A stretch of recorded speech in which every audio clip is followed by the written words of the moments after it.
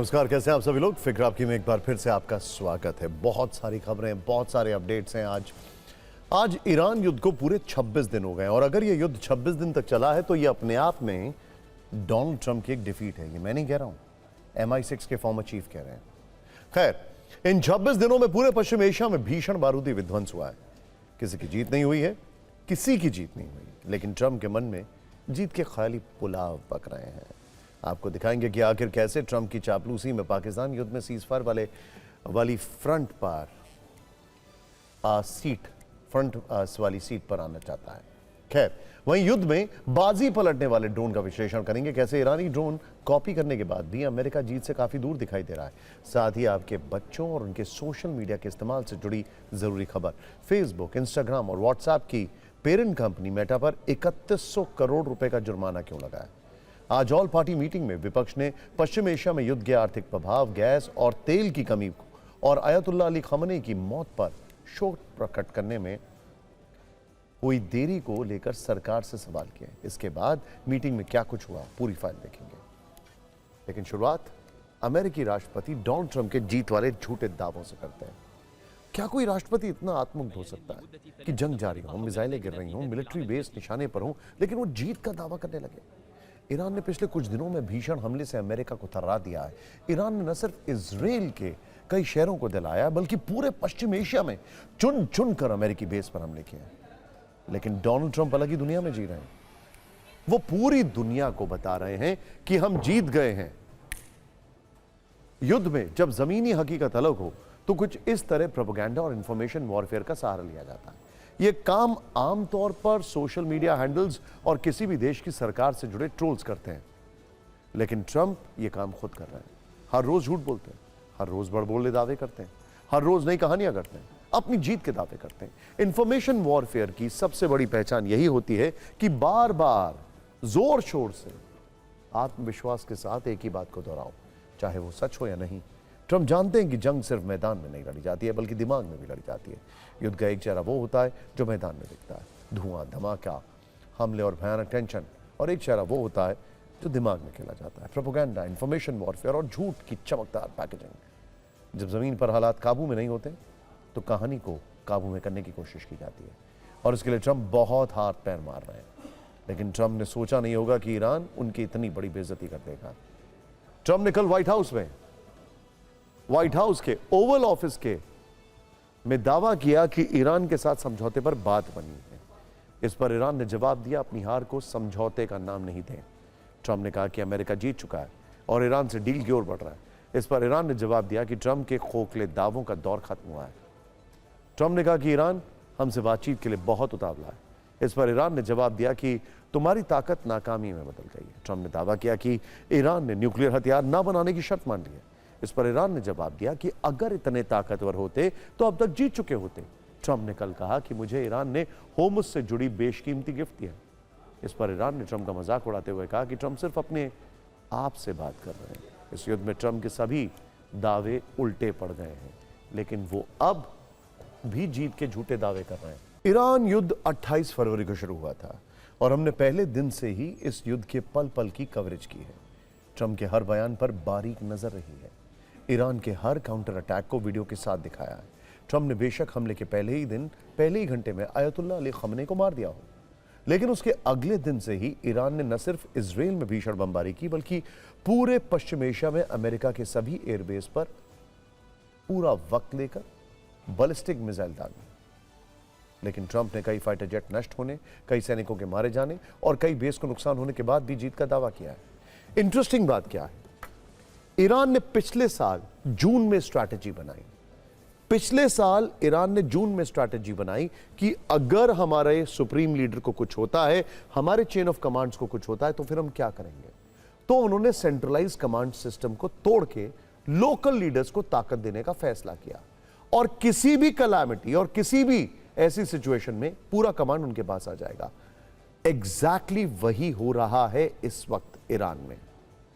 खैर, हमने ट्रंप के दावों की पूरी फाइल बनाई है, आपको यह जरूर देखना चाहिए। देखिए, आज युद्ध का 26वां दिन है। हर 5 दिन के गैप पर ट्रंप के झूठे दावे देखिए, बड़ा इंटरेस्टिंग है। ये देखिएगा, युद्ध के पहले दिन ट्रंप ने कहा कि हम ईरान से जीत गए, पूरी तरह जीत मिली। 5वें दिन ट्रंप ने कहा कि हर कोई अमेरिका की जीत की ही बात कर रहा है। 10वें दिन ट्रंप ने फिर दोहराया कि इतिहास में सबसे बड़ी जीत की यही सच्ची कहानी है। 15वें दिन ट्रंप का दावा था कि यह सबसे बड़ी जीत है, इतिहास की किताबों में इसका जिक्र होगा। 20वें दिन ट्रंप ने कहा मुझे जीतने की आदत है, मेरे परिवार को मुझ पर गर्व है। और कल यानी 25वें दिन ट्रंप ने कहा कि मैं जीत गया, बहुत बड़ी जीत। हर कोई कह रहा है कि मैं ऐसा कैसे कर लेता हूं, यानी खुली आंखों से सपने देख रहे हैं ट्रंप। दो फैक्ट हैं, दो बड़े फैक्ट हैं, ध्यान से देखिएगा।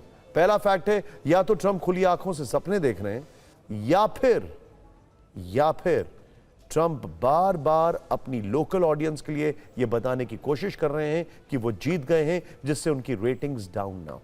यानी एक तरफ ट्रंप ईरान पर जीत का दावा कर रहे हैं और दूसरी तरफ कल ही उन्होंने ईरान के सामने युद्ध खत्म करने के लिए शर्तें रख दी और ईरान ने अमेरिका की हर शर्त को सिरे से खारिज कर दिया है। ध्यान से देखिएगा, अमेरिका ने शर्त रखी है कि ईरान अपने मिसाइल प्रोग्राम बंद करे। इस पर ईरान ने कहा है कि अमेरिका फिर से ईरान पर हमला ना करे। अमेरिका ने शर्त रखी है कि ईरान अपना यूरेनियम संवर्धन रोके। इस पर ईरान ने शर्त रखी है कि पश्चिम एशिया में यूएस बेस बंद हो। अमेरिका ने शर्त रखी कि ईरान अपने सभी परमाणु रिएक्टर्स निष्क्रिय करे। इस पर ईरान ने शर्त रखी कि अमेरिका युद्ध से हुई तबाही का हर्जाना भरे। अमेरिका ने शर्त रखी कि ईरान के पास 1000 से ज्यादा मिसाइलें ना हो। इस पर ईरान ने शर्त रखी कि उसके प्रॉक्सी पर अमेरिका हमला करना बंद करे। दूसरी तरफ अमेरिका ने पश्चिम एशिया में 82nd एयरबॉर्न को भेजने का तैयारी का फैसला कर लिया। इसके तहत 1500 सैनिक कमांड और ग्राउंड फोर्स शामिल होंगे। अब ये नंबर भी अपने आप में एक बहुत ही अलग नंबर है। कोई 1500 कह रहा है, कोई 3000 कह रहा है, बहुत सारे इसमें फैक्ट्स आ रहे हैं। 82nd airborne division American army की सबसे तेज रिएक्शन फोर्स है।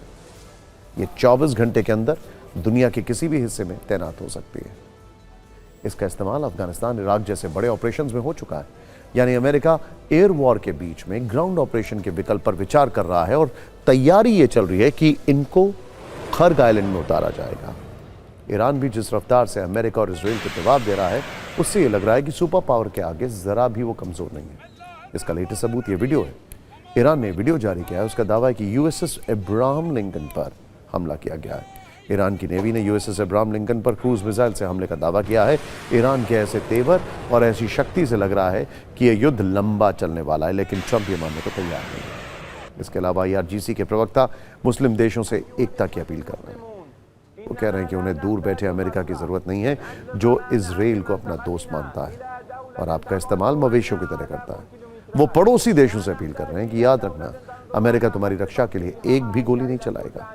इसीलिए मुस्लिम देशों को एकजुट होकर अमेरिका और इजराइल का सामना करना होगा। यानी एक तरफ ट्रंप ईरान पर जीत का दावा कर रहे हैं और दूसरी तरफ कल ही उन्होंने ईरान के सामने युद्ध खत्म करने की शर्तें रख दी और ईरान ने अमेरिका की हर शर्त को सिरे से खारिज कर दिया। अमेरिका ने शर्त रखी है कि ईरान अपने मिसाइल प्रोग्राम बंद कर दें। इस पर ईरान ने कहा है कि अमेरिका फिर से ईरान पर हमला न करे। अमेरिका ने शर्त रखी है कि ईरान अपना यूरेनियम संवर्धन रोके। इस पर ईरान ने शर्त रखी है कि पश्चिम एशिया में यूएस बेस बंद हों। अमेरिका ने शर्त रखी है कि ईरान अपने सभी परमाणु रिएक्टर्स निष्क्रिय कर दे। तो ये हालात अभी दिखाई दे रहे हैं। पिछले 26 दिनों से चल रही जंग में अब दुनिया के सभी ताकतवर नेता की घबराहट साफ दिखने लगी है। प्रेसिडेंट ट्रंप के माथे पर चिंता की लकीरें और चेहरे पर घबराहट साफ दिख रही है। उनकी इसी घबराहट का पाकिस्तान फायदा उठाने की फिराक में है। दरअसल दुनिया भर में अशांति फैलाने वाला पाकिस्तान अमेरिका और ईरान के लिए शांति की मेज सजा रहा है। अगले 24 घंटे के अंदर अमेरिका और ईरान के बीच शांति के मकसद से इस्लामाबाद में एक बड़ी तैयारी की योजना है। शहबाज शरीफ और असीम मुनीर इस जंग में चौधरी बनने का प्रयास कर रहे हैं, लेकिन वो ये भूल रहे हैं कि उनकी ये कोशिश ज्यादा लंबे वक्त तक नहीं टिकेगी। हम ऐसा क्यों कह रहे हैं ये भी आपको बताएंगे, लेकिन पहले ये समझे कि आखिर ट्रंप के सामने ऐसी क्या मजबूरी आ गई है कि पाकिस्तान से मध्यस्थता करवानी पड़ रही है। लेकिन उससे पहले यहां पर होल्ड करिएगा, की ग्राफिक से पहले दुनिया के जितने भी बड़े एक्सपर्ट्स हैं उनका यह कहना है कि पहला तो ईरान अपना कोई भी रिप्रेजेंटेटिव पाकिस्तान भेजेगा नहीं, नंबर 1। अगर ऐसा हुआ तो ट्रंप के पास एक कहने के लिए हो जाएगा कि देखिए हमने तो कोशिश की लेकिन हुआ नहीं। और दूसरी बड़ी बात, ये जो पूरी बैठक चल रही है इसके पीछे की एक स्ट्रैटेजी ये है कि पाकिस्तान के रास्ते से कैसे ईरान में ग्राउंड ऑपरेशंस किए जाएं, क्योंकि समंदर में तो ईरान के 1000 किलोमीटर नजदीक भी कोई भी अमेरिकी वॉरशिप टिक नहीं पा रहा है, ये दुनिया के बड़े एक्सपर्ट्स कह रहे हैं। खैर, पिछले 26 दिनों से चल रही जंग में अमेरिका को सामरिक और आर्थिक दोनों मोर्चों पर काफी नुकसान पहुंचा है। जितनी भारी तादाद में उसने हथियारों और सैनिकों की तैनाती की है, उनका एक दिन का खर्च $1 बिलियन यानी भारतीय रुपयों के हिसाब से करीब 94,000 करोड़ रुपए। तो इस हिसाब से 26 दिनों में अमेरिका इस युद्ध में $26 बिलियन यानी करीब 24 लाख करोड़ रुपए खर्च कर चुका है। लेकिन इस खर्चे के से में नुकसान नहीं जोड़ा गया है। ये सिर्फ खर्च है, नुकसान अलग है। युद्ध के शुरुआती 6 दिनों में ही अमेरिका को $12.7 बिलियन यानी करीब 1,20,000 करोड़ का नुकसान हो चुका है। इसके अलावा पश्चिम एशिया में उसके तमाम एयरबेस को नुकसान पहुंचा है। कई फाइटर जेट गिर चुके हैं, जिनकी कीमत का आकलन अभी तक नहीं किया गया है। और यह नुकसान ट्रंप की कल्पना से बहुत ज्यादा है। इसीलिए खबर यह है कि वो किसी भी कीमत पर इस जंग को रुकवाना चाहते हैं, बल्कि वो चाहते हैं इससे एक सेफ एग्जिट। जाहिर है ट्रंप ने मध्यस्थता के लिए कई जगह बात की होगी, लेकिन इंटरेस्टिंग बात क्या है, मिडल ईस्ट के ऊपर किसी को यकीन नहीं है ईरान में, क्योंकि वहां के बेसिस का इस्तेमाल कर ईरान पर हमला हो रहा है। इसके अलावा कौन आगे आएगा? रशिया के ऊपर अमेरिका को यकीन नहीं है। फिर इसके अलावा कोई कंट्री बचती नहीं है। नेटो कंट्रीज ऑलरेडी अपना हाथ खींच रहे हैं। तो फिर कौन आएगा मध्यस्थता करवाने के लिए? तो फिर कौन आया? आगे देखिए, पाकिस्तान। इस मुद्दे पर कल पाकिस्तान के प्रधानमंत्री शहबाज शरीफ ने एक पोस्ट किया था। उन्होंने लिखा था कि पाकिस्तान मिडल ईस्ट में चल रहे युद्ध को समाप्त करने के लिए संवाद की दिशा में जारी प्रयासों का स्वागत करता है। अमेरिका और ईरान की सहमति से पाकिस्तान सार्थक और निर्णायक वार्ता के लिए मेजबान बनने को तैयार है और इसे अपने लिए सम्मान की बात मानता है। शहबाज ने इस पोस्ट को एक्स पर शेयर किया और कुछ ही देर में अमेरिकी राष्ट्रपति डोनाल्ड ट्रंप ने शहबाज शरीफ के पोस्ट को ट्रुथ सोशल पर शेयर कर दिया। इससे दो चीजें साफ हो गई हैं। पहली यह कि ट्रंप ईरान से शांति वार्ता के लिए अत्यधिक बेचैन है, और दूसरी ये कि इस वक्त उन्होंने शहबाज शरीफ जैसे ही कोई नेता की जरूरत है जो उनके हिसाब से इस वार्ता को आगे बढ़ा सकते। लेकिन यहां पर पाकिस्तान को एक बात समझ नहीं आ रही है कि वो ये कि अभी ट्रंप को उससे काम है, इसीलिए इतना भाव दिया जा रहा है। जैसे ही ट्रंप का काम निकल जाएगा वो पाकिस्तान को भी साइड कर देंगे। अब आपको ट्रंप की बेचैनी और पाकिस्तान के उतावलेपन की इनसाइड स्टोरी बताते हैं। सूत्रों के मुताबिक इस वार्ता का प्रस्ताव 1-2 दिन में नहीं आया है, बल्कि कई बैठकों और बैक चैनल से कोशिश के बाद इस पर विचार किया गया है। पाकिस्तान के विदेश मंत्री इशाक डार लगातार ईरानी विदेश मंत्री अब्बास अरागची के संपर्क में थे और पिछले कुछ दिनों में उनकी 5 बार अरागची से बात हुई है। 3 दिन पहले ही यानी 22 मार्च को पाकिस्तान के फील्ड मार्शल असीम मुनीर ने अमेरिकी राष्ट्रपति डोनाल्ड ट्रंप से फोन पर बात की। इसके बाद पाकिस्तान के पीएम शहबाज शरीफ की ईरान के राष्ट्रपति मसूद पेजेश्किन से 2 दिन के अंदर 2 बार बात हुई है। 23 मार्च को शहबाज शरीफ और पेजेश्किन के बीच 1 घंटे से ज्यादा लंबी बातचीत चली है। अब इन चर्चाओं में क्या निकलकर सामने आया है ये नहीं पता चला है, लेकिन बातचीत के बाद शहबाज शरीफ ने दावा किया है कि अमेरिका और ईरान के बीच निर्णायक वार्ता की मेजबानी के लिए पाकिस्तान तैयार है। और यहां पर एक आपको इंटरेस्टिंग बात बताना जरूरी है। ईरान के सुप्रीम लीडर को मारने के बाद अमेरिका ने सारे कॉन्वर्जेशंस या सारी बातचीत की कोशिशों को खत्म कर दिया है। इस वक्त ईरान में किससे बातचीत की जाएगी यह पूरी दुनिया में कोई नहीं जानता, क्योंकि बंदूक चलाने वाला कोई और है और फैसला लेने वाला कोई और है और बातचीत करने वाला कोई और होगा। इन तीनों में कोई भी कोऑर्डिनेशन नहीं है। यह ईरान की सच्चाई है। इसीलिए इसको मोज़ैक स्ट्रैटेजी या मोज़ैक अटैक सिस्टम या मोज़ैक डिफेंस सिस्टम कहते हैं, जो पिछले साल जून में तैयार हुआ। खैर, वैसे खुद को मध्यस्थ बताने वाले पाकिस्तान की आज काफी बेइज्जती हुई है। होमस संकट से पाकिस्तान भी बुरी तरह परेशान है। तेल और गैस की वहां भी भारी किल्लत है, और जिस ईरान में शांति लाने के लिए मेजबानी की बात कर रहा है, उसी ईरान ने पाकिस्तान को होमस पर तगड़ा झटका दिया है। दरअसल होमस स्ट्रेट से पाकिस्तानी कंटेनर शिप सिलेन के ने निकलने की कोशिश की। पाकिस्तानी शिप सिलेन के पास होमस से निकलने की अनुमति नहीं थी। IRGC ने पाकिस्तानी शिप को रोका और घंटों तक पूछताछ की। पूछताछ के बाद पाकिस्तानी शिप को होमस में ही रुकने का आदेश दिया गया। सवाल यह है कि पाकिस्तान जो दावा कर रहा है कि वो जंग रुकवा सकता है, उसका शिप तक तो पास नहीं हुआ। ईरान अमेरिका के बीच समझौता करवाने का दावा कर रहा है। असीम मुनीर ने कहा है कि उनके ईरान से अच्छे संबंध हैं। शिप रोके जाने के बाद ये साफ हुआ कि पाकिस्तानी दावे खोखले हैं। कहा जा रहा है कि मुनीर अमेरिका के करीब है, इसीलिए ईरान को पाकिस्तान पर भरोसा नहीं है। ऑन द कॉन्ट्ररी, अमेरिका के कई एक्सपर्ट, रशिया की विदेश मंत्रालय की प्रवक्ता ये कह रही हैं कि इस बातचीत को कराने वाला अगर कोई मुल्क है तो वो है सिर्फ भारत। वैसे पश्चिम एशिया के युद्धकाल ने एक बार फिर यह साबित कर दिया है कि अब जंग सिर्फ महंगी मिसाइलों और हाइपरसोनिक हथियारों तक सीमित नहीं रहेगी, बल्कि भविष्य की लड़ाई में भारी वो पड़ेगा जो ड्रोन वॉरफेयर में परफॉर्म करेगा। पहले यह साबित हो चुका है कि सस्ते ड्रोन के आगे करोड़ों की मिसाइलें, फाइटर जेट और बम बड़े एक्सपेंसिव हैं और शायद उतने कारगर भी नहीं। चाहे रूस यूक्रेन युद्ध हो या गाजा वॉर, जंग के हर मैदान में आत्मघाती ड्रोन ने साबित किया है कि भविष्य का विजेता वही होगा जो ड्रोन टेक्नोलॉजी में आगे होगा। अपनी सीमा में रहकर ही न केवल इसे ऑपरेट किया जा सकता है, बल्कि पायलट की जान का जोखिम भी नहीं होता। अमेरिका को अपने silent killer B-2 bombers, F-35 जैसे फाइटर जेट, करोड़ों डॉलर की घातक मिसाइलें और एयर डिफेंस सिस्टम पर गुमान था, लेकिन ईरान से जंग के बाद उसे यह साफ पता चल गया है कि किफायती ड्रोन के आगे उसके महंगे से महंगे हथियार बेकार होते जा रहे हैं। खासकर वॉरशिप्स, जो आपके सामने हमने कई रिपोर्ट्स दिखाई हैं। अमेरिका के पास MQ-9 जैसे महंगे सर्विलांस ड्रोन है, जो कि हंटिंग ड्रोन्स भी बन सकते हैं, लेकिन सस्ते आत्मघाती ड्रोन के मामले में वो पिछड़ गया है।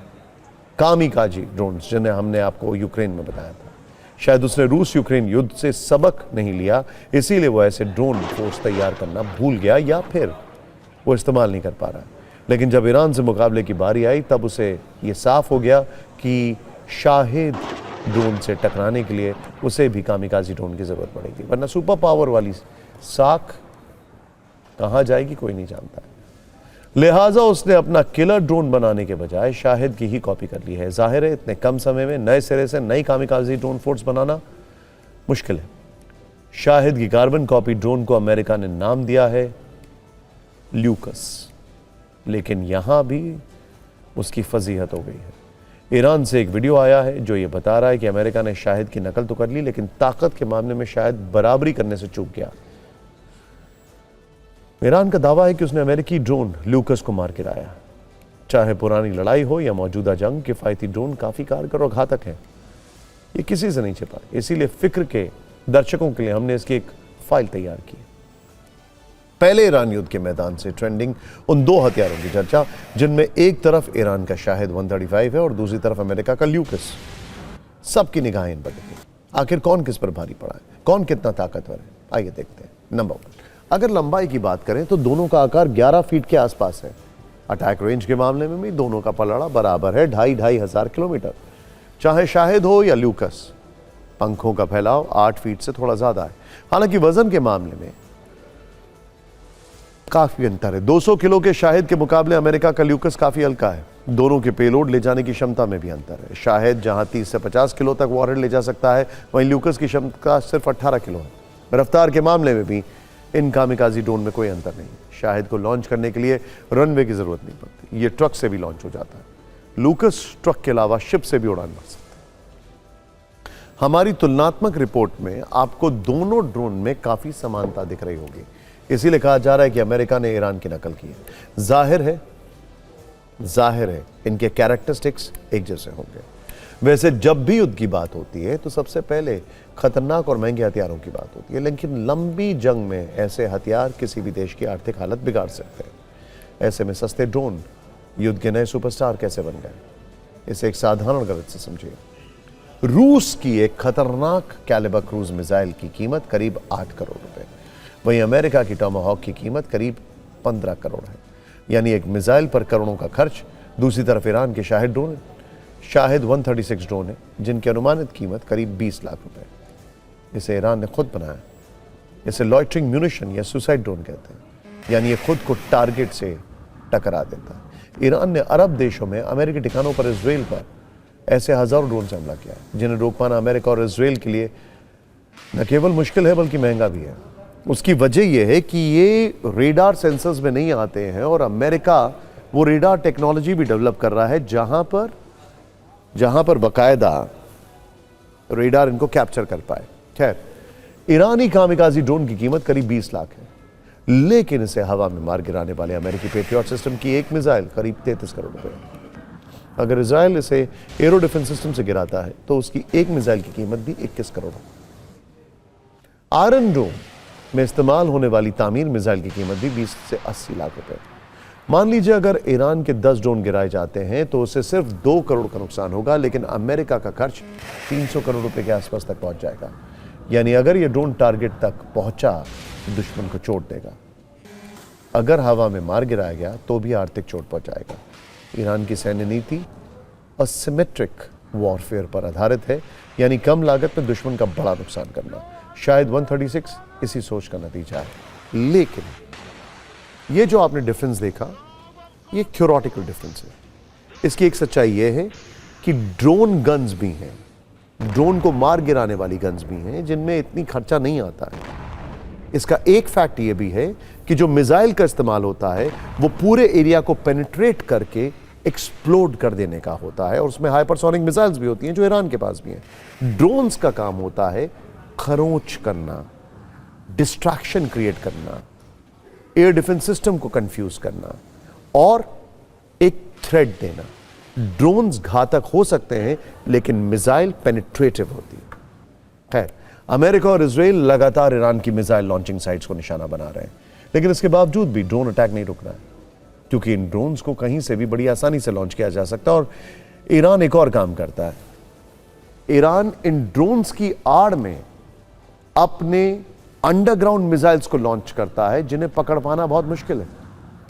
खैर, अब ध्यान से देखें, किसी ट्रक से भी इन्हें लॉन्च किया जा सकता है। ट्रक का ढांचा खुलता है और अंदर एक लॉन्च रैक दिखाई देता है जिसमें कुछ ड्रोन्स को एक के ऊपर एक रखा जाता है। इसके बाद टारगेट लोकेशन को कोऑर्डिनेट्स फीड किए जाते हैं। यह भी फीड कर दिया जाता है कि टारगेट तक पहुंचने का रूट क्या होगा। इन शाहिद ड्रोन्स के टेक ऑफ के लिए किसी रनवे की जरूरत नहीं होती है। लॉन्च के लिए एक छोटे रॉकेट बूस्टर का इस्तेमाल किया जाता है। इस बूस्टर की मदद से तेज गति से ड्रोन लॉन्च हो जाता है। थोड़ी देर बाद रॉकेट बूस्टर जलकर अलग हो जाता है और ड्रोन का पिस्टन इंजन काम शुरू कर देता है। प्रोपेलर घूमने लगता है, ड्रोन टारगेट की तरफ आगे बढ़ता है। जैसे ये टारगेट के पास पहुंचता है, नीचे की तरफ डिप करता है, सीधा टारगेट से टकराकर एक्सप्लोजन होता है। इसे लॉन्च करने के बाद नियंत्रित नहीं किया जाता है, ये पहले से फीड डेटा के ऊपर जाकर अटैक करता है। अब इसमें कॉमेट हाइम जैसे एंटी जैमिंग एंटीना लगाए गए हैं जिससे इसे इलेक्ट्रॉनिक सिग्नल से गिराना मुश्किल हो गया।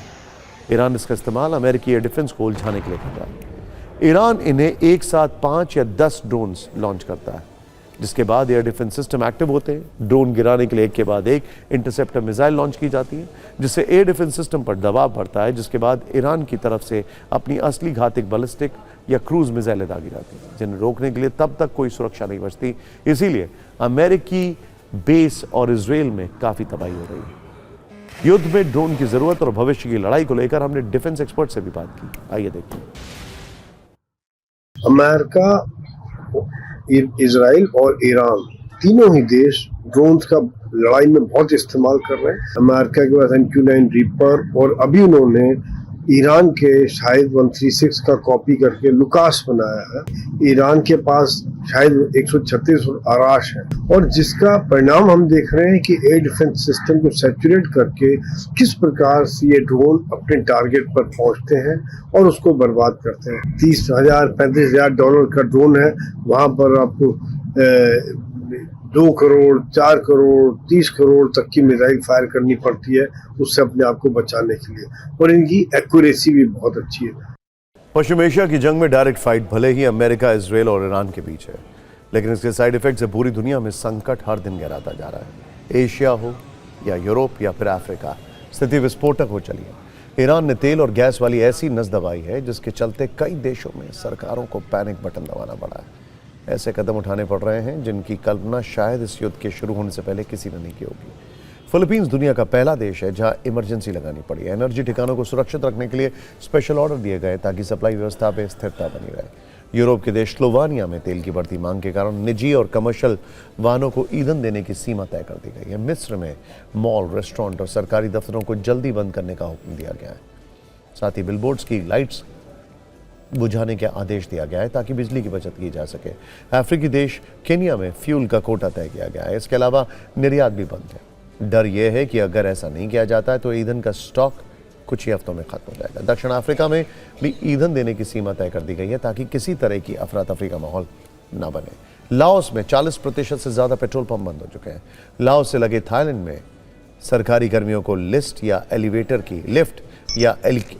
की जगह सीढ़ियां इस्तेमाल करने की सलाह दी गई है। श्रीलंका में प्रत्येक बुधवार को सार्वजनिक छुट्टी घोषित कर दी गई है, जिसके चलते उस दिन फैक्ट्रियां, दुकानें और स्कूल बंद रहेंगे। यही नहीं, श्रीलंका में स्कूल भी 3 दिन ही खुलेंगे। श्रीलंका ने फ्यूल कोटा भी तय कर दिया है। वहां QR कोड के जरिए गाड़ी को एक हफ्ते में 25 लीटर तेल मिलेगा। तिपहिया के लिए यह सीमा 20 लीटर है। बांग्लादेश में यूनिवर्सिटी और कोचिंग सेंटर्स बंद किए जा चुके हैं। तेल डिपो को सेना के हवाले किया जा चुका है। साथ ही रोजाना 5 घंटे का ब्लैकआउट भी लागू है। पाकिस्तान में पहले से ही 4 दिन काम करने का आदेश लागू है। इसके अलावा 50% सरकारी कर्मचारियों के लिए वर्क फ्रॉम होम अनिवार्य कर दिया गया है। सरकारी विभागों की तेल सप्लाई में भी कटौती की गई है। स्कूल कॉलेज भी बंद किए जा चुके हैं।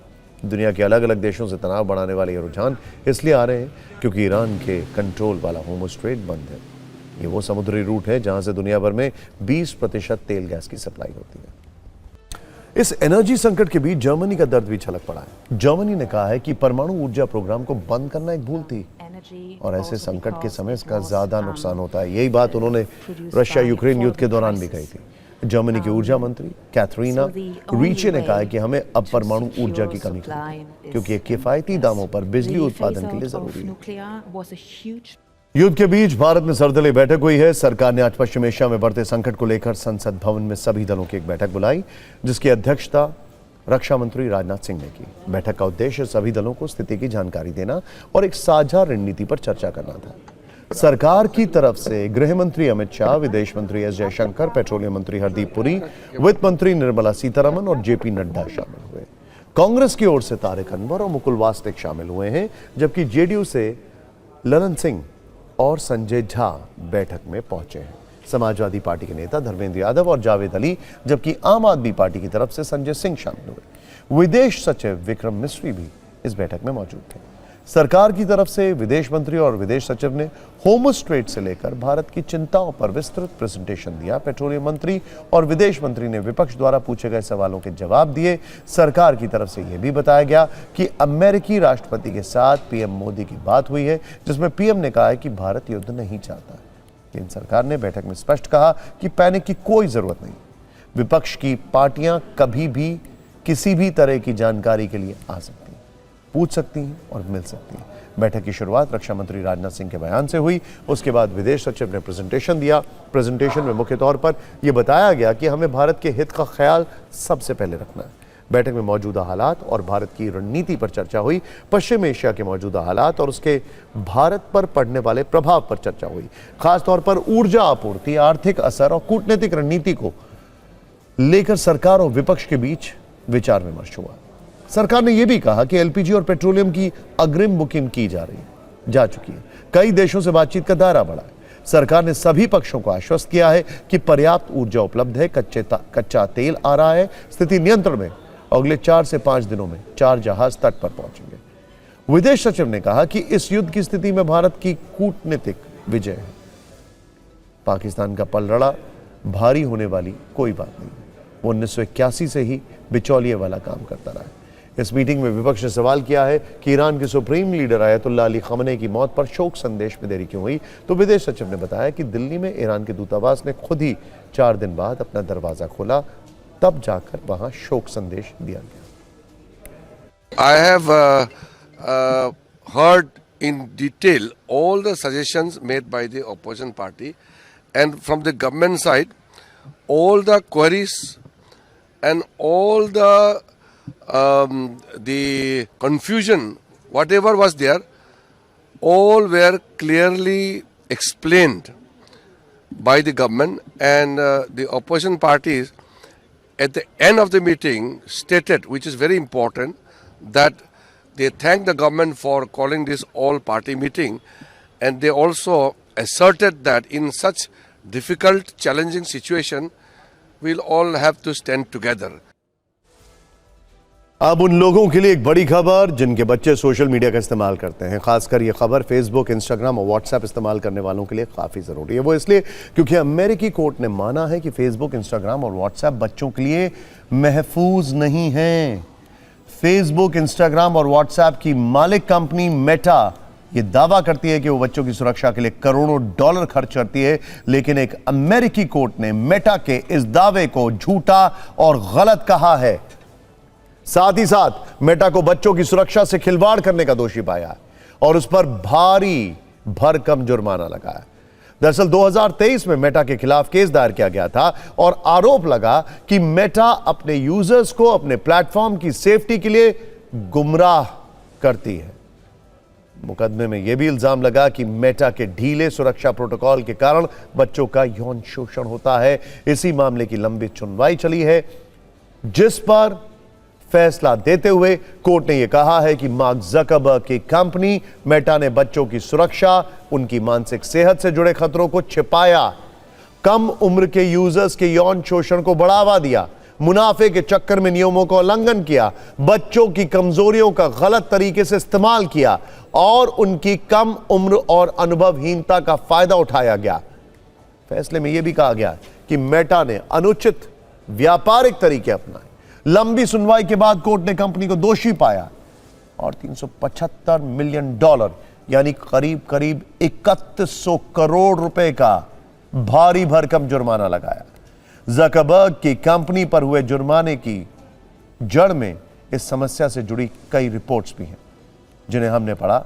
इन रिपोर्ट्स के अनुसार 13 से 18 साल के बच्चे औसतन 8 से 9 घंटे रोजाना स्क्रीन पर बिता रहे हैं। इसमें से करीब 4.8 से 5.3 घंटे केवल सोशल मीडिया पर बीतते हैं।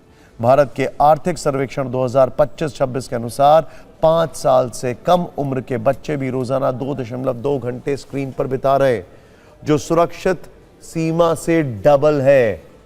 देर रात तक स्क्रोलिंग के कारण 60% से अधिक बच्चों की नींद पूरी नहीं हो रही, उनके दिमागी विकास पर बुरा असर पड़ रहा है। सोशल मीडिया कंपनी मेटा के लिए बच्चों की सुरक्षा से जुड़े मुकदमों में यह पहली बड़ी हार है। अमेरिका में सोशल मीडिया कंपनियों के खिलाफ हजारों की संख्या में केस दायर किए गए। पहले भी ऐसे मामले में मार्क ज़करबर्ग की पेशी हो चुकी है और उन्हें काफी कुछ सुनना पड़ा।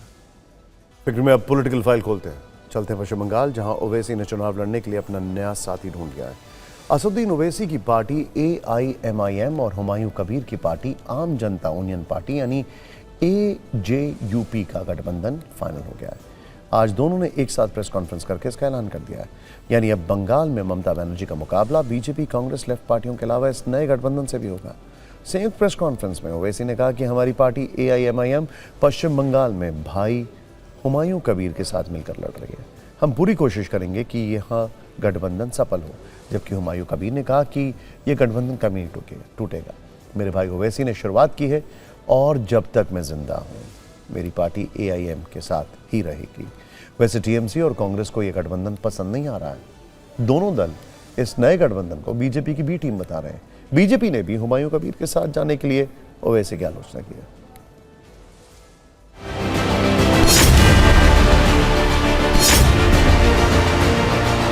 ये सिर्फ इस चुनाव की हद तक नहीं है, बल्कि ये अलायंस आगे भी जाएगा। हम आगे भी मिलकर काम करेंगे, एक बड़ी जनसभा करेंगे और हमारे जितने कैंडिडेट्स हैं उनको बी फॉर्म भी डिस्ट्रीब्यूट करेंगे, देंगे उनको। लड़ाई के मैदान में नहीं एक साथ लेकर लड़ेंगे। चुनाव आ रहे हैं इन दोनों फेज में, इसीलिए बड़ा भाई मेरा को साथ कम से कम 20 रैली के शामिल होंगे मेरा साथ। आप कोई बढ़ा के बोला नहीं TMC में इतने मुसलमान है। ये बेनाम की लीडरशिप है, ये नाम की लीडरशिप होगी। ये मैं हमारे भाई से एक ही बात पे डिसएग्री करता हूँ, वो ये है कि वो बोल रहे कि डिप्टी CM होगा। नहीं, हमारा CM बनाएंगे इंशाल्लाह। लड़ाई CM की होगी। मेरा भाई जो निर्णय लेंगी, जो निर्देश देंगी, वही मान के मैं चलूंगी अगले दिन में। अरे गठबंधन टूटेगा नहीं कभी। ओवैसी साहब के दो चेहरे हैं। एक चेहरे जो संविधान के, कानून के चेहरे लेकर के सदन के अंदर बोलते हैं, बाहर में उनका एजेंडा गजबाए हिंद। ये लोग उसी उद्देश्य से जी रहे हैं कि भारत में हम शरिया कानून कब लागू करेंगे। हुमायूं कबीर पहले टीएमसी में ही थे, बाद में पार्टी विरोधी गतिविधि के कारण बाहर कर दिया गया। टीएमसी से निकाले जाने के बाद हुमायूं कबीर ने दिसंबर 2025 में अपनी अलग राजनीतिक पार्टी बना ली। वो पश्चिम बंगाल में बाबरी के नाम से एक मस्जिद बना रहे हैं, जिसके कारण वो काफी चर्चा में भी आए। अब वो असदुद्दीन ओवैसी की पार्टी के साथ पश्चिम बंगाल चुनाव में उतर रहे हैं।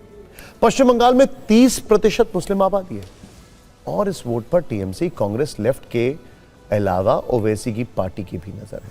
हुमायूं कबीर की आम जनता यूनियन पार्टी ने भवानीपुर विधानसभा सीट पर पूनम बेगम को उम्मीदवार बनाया है। भवानीपुर से ही ममता बनर्जी फिलहाल विधायक हैं और बीजेपी ने उनके खिलाफ विधानसभा में विपक्ष के नेता शुभेंदु अधिकारी को टिकट दिया है। यानी इस हाई प्रोफाइल सीट पर कई समीकरण सध रहे हैं। भवानीपुर की तरह ही हुमायूं कबीर ने नंदीग्राम में शाहिदुल हक को उम्मीदवार बनाया है। इस तरह भवानीपुर और नंदीग्राम दोनों हाई प्रोफाइल सीट पर तीनों पार्टियां मैदान में डटी हुई हैं। हुमायूं कबीर खुद मुर्शिदाबाद जिले की रेजी नगर और नौदा सीटों से चुनाव लड़ने जा रहे हैं। ध्यान देने वाली बात यह है कि हुमायूं कबीर ने अपनी भरतपुर सीट छोड़ दी है, जहां से वो फिलहाल विधायक भी हैं। कुल मिलाकर कहा जा सकता है कि पश्चिम बंगाल के चुनाव में अब रोमांचक टर्न और ट्विस्ट वाले राजनीतिक एपिसोड शुरू हो गए, जिससे ममता का चुनावी टेंशन थोड़ा बढ़ सकता है। बंगाल में चुनावी राजनीति हो रही है तो दिल्ली में कांग्रेस को एक नए तरह के संकट का सामना करना पड़ रहा है। 48 वर्षों तक कांग्रेस का केंद्रीय मुख्यालय रहे 24 अकबर रोड के बंगले को खाली करने का नोटिस दिया गया है। सरकार ने कांग्रेस को नोटिस भेजते हुए कहा कि वो 28 मार्च तक ये दफ्तर खाली कर दे। इस तरह का एक और नोटिस 5 रायसीना रोड स्थित यूथ कांग्रेस के दफ्तर को भी मिला है। उसे भी 28 मार्च तक खाली करने के लिए कहा गया है। कांग्रेस इस मामले में 2 विकल्पों पर विचार कर रही है, जिसमें एक विकल्प सरकार के इस फैसले के खिलाफ कोर्ट जाना है और दूसरा विकल्प सरकार से और मोहलत मांगना है। कांग्रेस ये भी कह रही है, ये भी कोशिश कर रही है कि अपने किसी वरिष्ठ सांसद के नाम पर 24 अकबर रोड और 5 रायसीना रोड का आवंटन करा ले। कांग्रेस का आरोप है कि महत्वपूर्ण मुद्दों से ध्यान भटकाने के लिए सरकार ऐसा कर रही है। बीजेपी का कहना है कि कानूनी कार्रवाई कानून के हिसाब से हो रही है।